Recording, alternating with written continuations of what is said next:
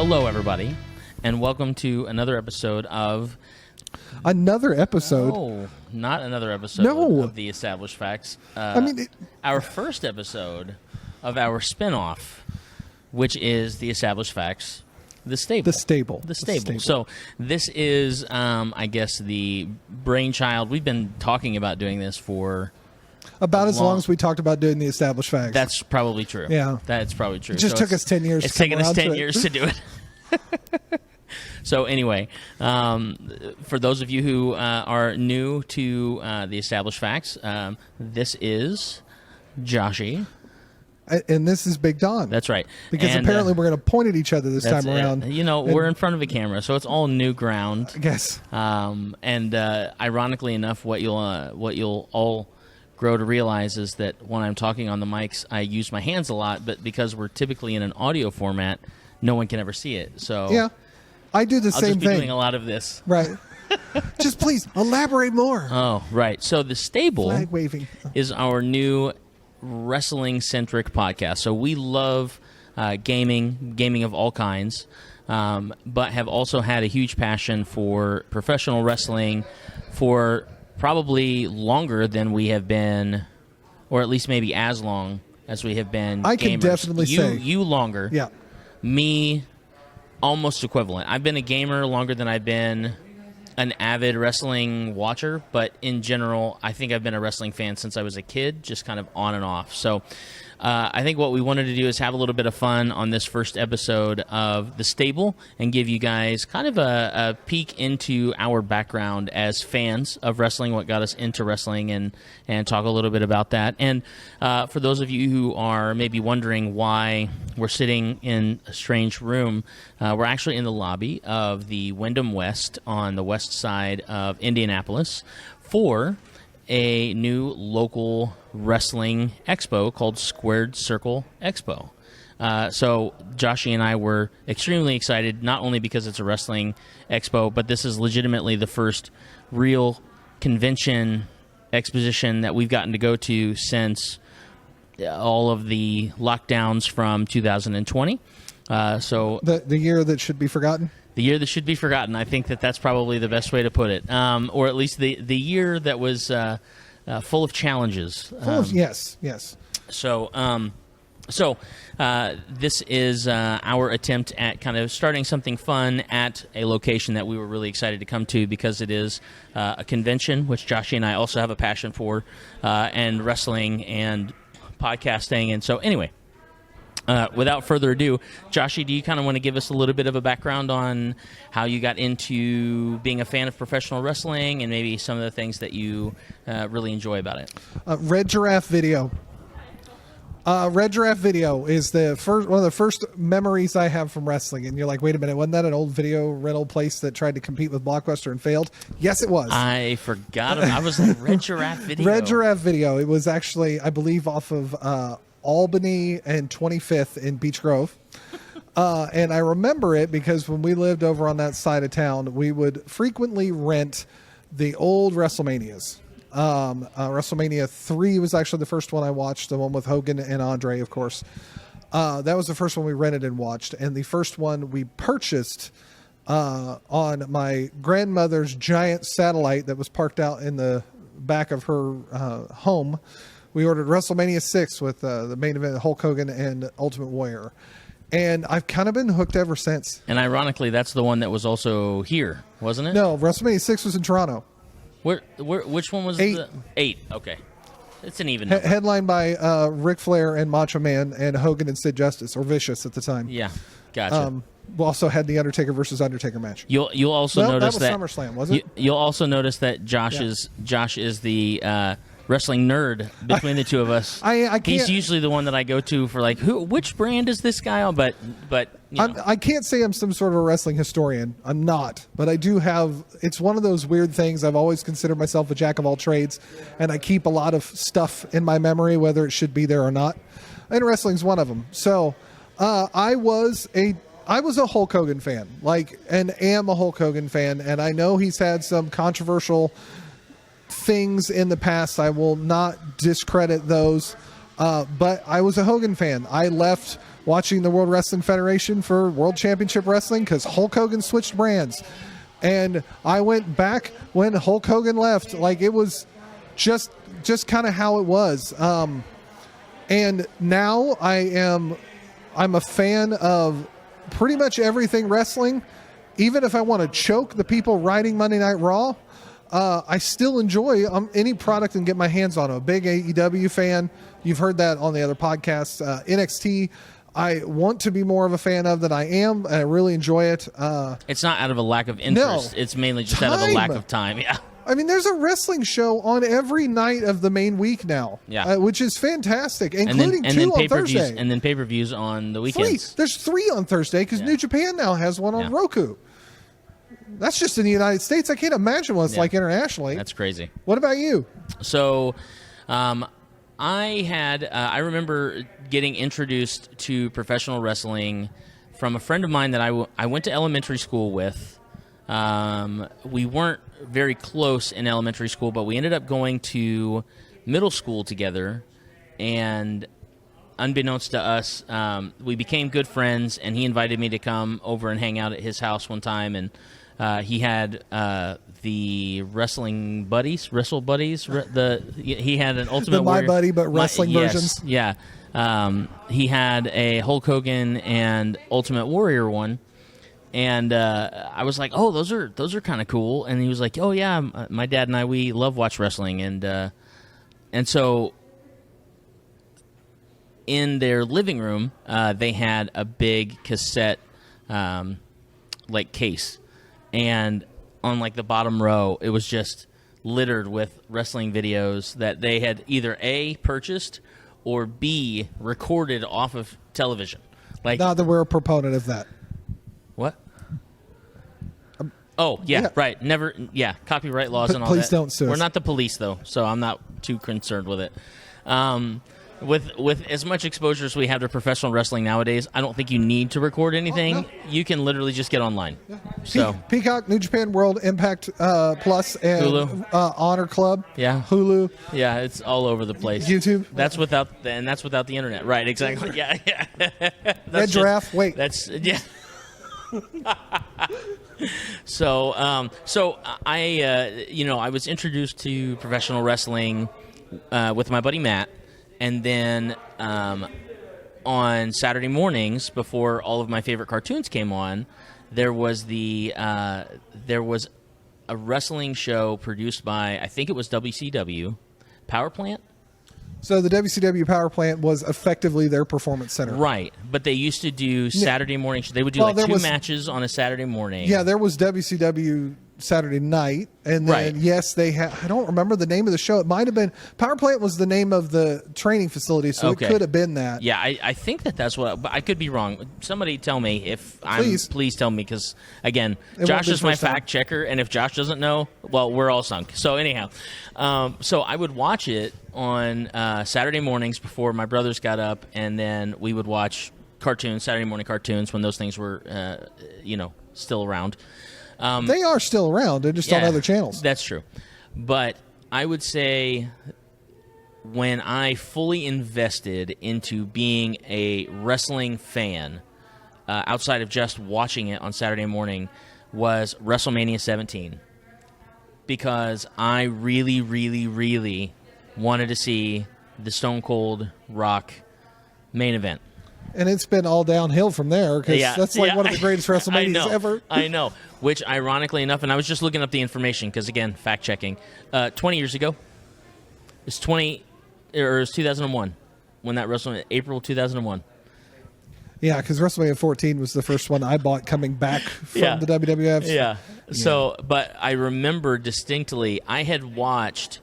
I stayed. My mom and stepdad lived in North Carolina, and I stayed with them a couple of summers on and off.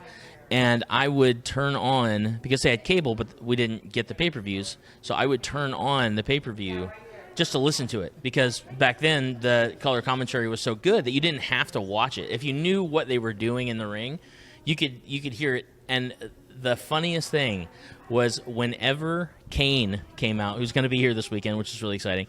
Whenever Kane came out and hit his pyro, the picture would clear. and it would be Kane. I would see Kane on the stage walking down the ramp, and then it would go all fuzzy again and be Well, like. at least you tried to watch it without buying an illegal descrambler. Yeah, no, I didn't. I absolutely didn't buy it illegally, but it was so funny. If anyone remembers the old descramblers, Oh, yeah. now you know your age. Yeah, exactly. At least 20. So that was my first WrestleMania.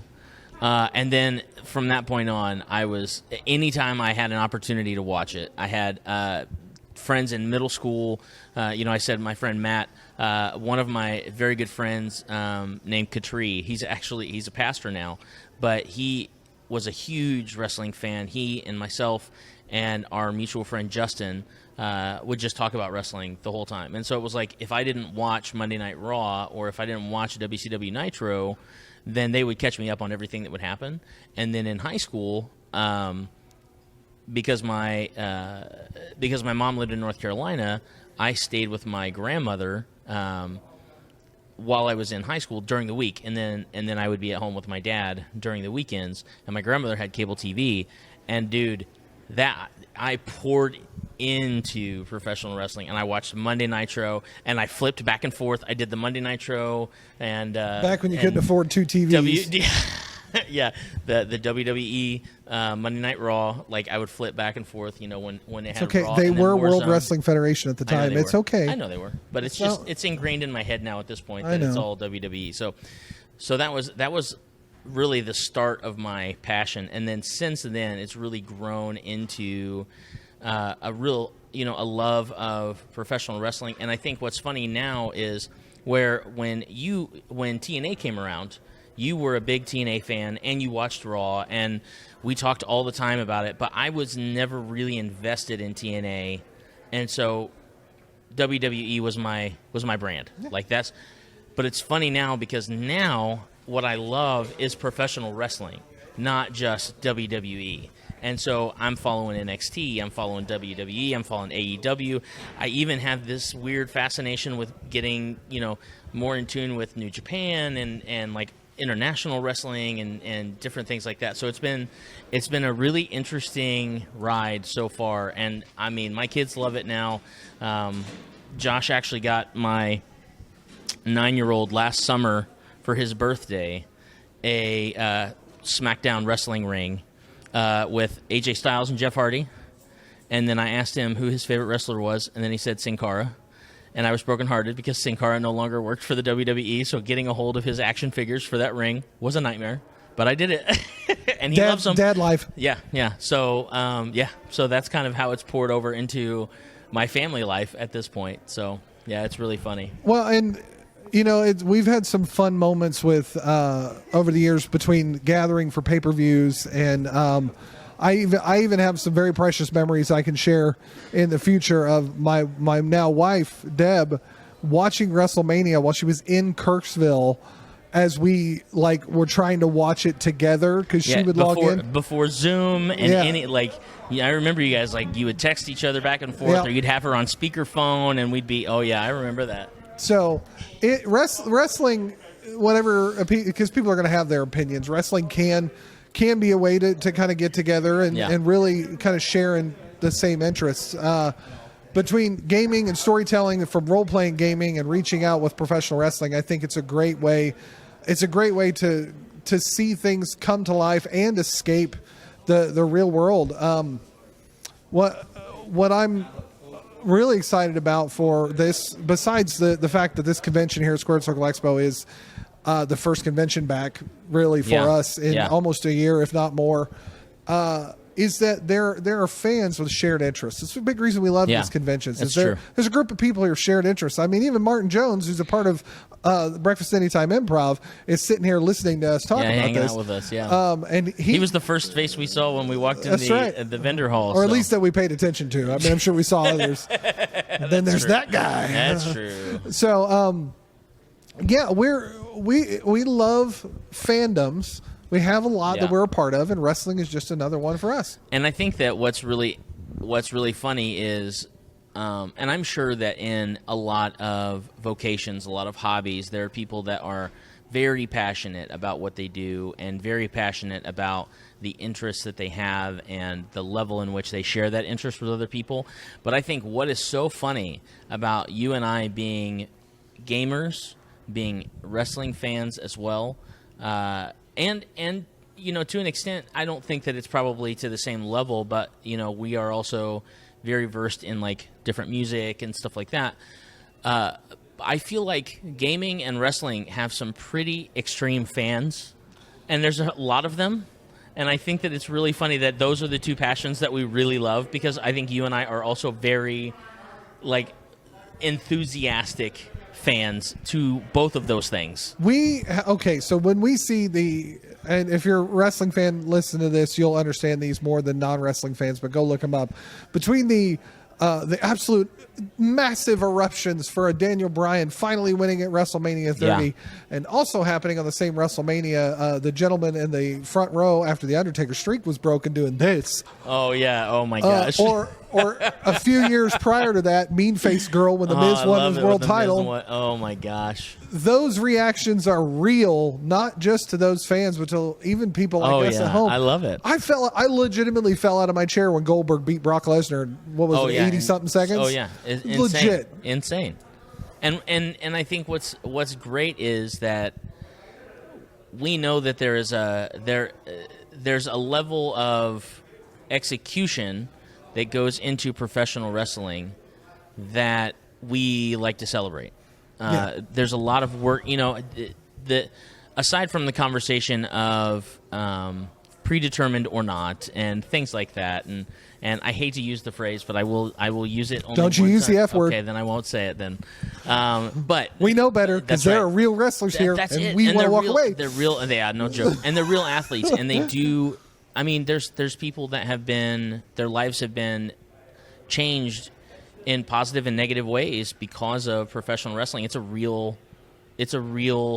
thing. It's a real microcosm of society, and I think it's to be celebrated, and not necessarily in in a violent sense or anything like that, but just in an appreciation that these people are going out. And I mean, a lot of these people, you look at people like Adam Cole, and you look at people like Daniel Bryan, and these people are people who were fans at 5, 6, 7, 8 years old, and grew up with this image of being able to go to WrestleMania or go into this big pay-per-view and win this gorgeous belt and have the esteem of being the top guy or top gal for that time. And it's interesting because I think that there's a level of appreciation that people who are not fans of it don't understand, which I think is similar. It's different, but it's similar to the same passion that a lot of gamers have when somebody comes up and says, well, you're never going to make a living, playing games or designing games or whatever. It's the same. I think it's the same attitude that people have when somebody says, I want to be a professional wrestler. Well, you're never going to make any money, professional wrestling. And there's a lot of people who have sunk a lot of their life into that passion and may never be a professional on the scale of like an AEW or a WWE superstar, but it doesn't take anything away from the effort that they put behind it and our appreciation for it. True. Well, and there's also, I will make an important distinction. So when I was a sophomore in high school, I had an English professor ask us the simple question: what's the difference between an amateur and a professional? And we'd spend probably 10, 20 minutes all debating what the difference is. Really, like, it turned into a thing. And he ultimately said, you want to know what the difference is? The professional gets paid. Yeah. That's literally the difference. So for wrestlers, professional wrestlers, sports entertainers, if you're able to make a buck doing what you love, absolutely, then go make a buck. Then do it. That's right. Because there's honestly, I do, we've done music, we've done improv acting, we've done all kinds of crazy things, and have gotten paid for it. And so it's like, well, I guess I can officially say that I am a professional at whatever this is. That doesn't necessarily mean, I'm a professional in the sense that this is what I'm going to do for the rest of my life. But professional and amateur do not identify your skill level. Right, absolutely. And I think that Josh and I love the people who are not, people who are doing indies, and even like to the scale of like small 200. We're really excited about. There's a show tomorrow night here at Squared Circle Expo. I think it's 300 seats. So Something 300 like to that. 500. Yeah, but I think it was 100 VIPs and either 200 or 400 main Yeah. event passes. But all I'm saying is, I am so jacked up about going to a live show with live wrestlers, and it's I don't know, it's just going to be really cool to be able to see these people go out and just And root on Jake Oman for the Squared Circle 100%. Expo title. Yeah, 100%. Yeah, absolutely. Nothing against JTG, but go Jake Oman. But Jake Oman, yeah, hometown guy, absolutely. And that's the other thing that I'm really excited about is trying to meet some of these like local guys. Kevin Fertig, also Kevin known Fertig as, Realty, check him out. That's right. Also known as man, we don't not plug. We can't something. help We can't it. not plug. Imagine formerly the Kevin Thorne. The next house you buy, you're going to call it. Oh, like yeah, we 100%. have I will personal probably- friends yeah. that are in realty, and Yeah. yet there's a little bit in us that are like, I'd like I to wanna buy be a in a home picture from a with wrestler. that belt. Yeah, yeah, 100%. And so it's funny because Kevin Fertig used to be Kevin Thorne when he was in ECW and worked for WWE And Mordecai. That's right. Sorry. Yeah. But I mean, he lives in Indiana, and I think he's from Kentucky or Tennessee, something like that. But it's just cool that we get a chance to meet these people who are local to us, kind of local wrestling heroes and stuff like that. So, there's a lot we can cover in some of the things that we really love about professional wrestling. Use your words, Don. I'm trying. They're just not coming out. But as we kind of play with the stable and this idea of kind of a wrestling offshoot, we'll see how it goes and how it takes off, and have a little bit of fun with it. We've got some ideas for some future fun and things like that with storyline and stuff like that. So with that said, in our last few minutes here, I don't know if I'll get this up by the time the conference is done. I probably won't, but that's all right. If Squared Circle Expo comes around next year, definitely check it out. Yeah. We, even at the Established Facts, to check out the upcoming conventions, whether it's PaizoCon Online or in conjunction, or PopCon Indy or Gen Con, or what was the other one? Indiana Comic Convention. I even saw Origins put out their official dates recently. So those might be gaming related. But the other thing is check out your other wrestling promotions. Go on YouTube. Find independent promotions. Look into Evolve of the Past, or PW, or a Pro Wrestling Guerrilla, or Ring of Honor, of course, has their Honor Club, and they can be found on some television stations. And then you should definitely check out AEW, Dynamite, Monday Night Raw, SmackDown, NXT, Impact Wrestling, all of them. Be a student of the game if you are a fan. And understand, we're not making that as a judgment, because it's hard to watch an episode of wrestling. And there are plenty of places that you can find results and opinions, and we're hoping that over the course of the next however long, we are able to provide some opinions that you care about.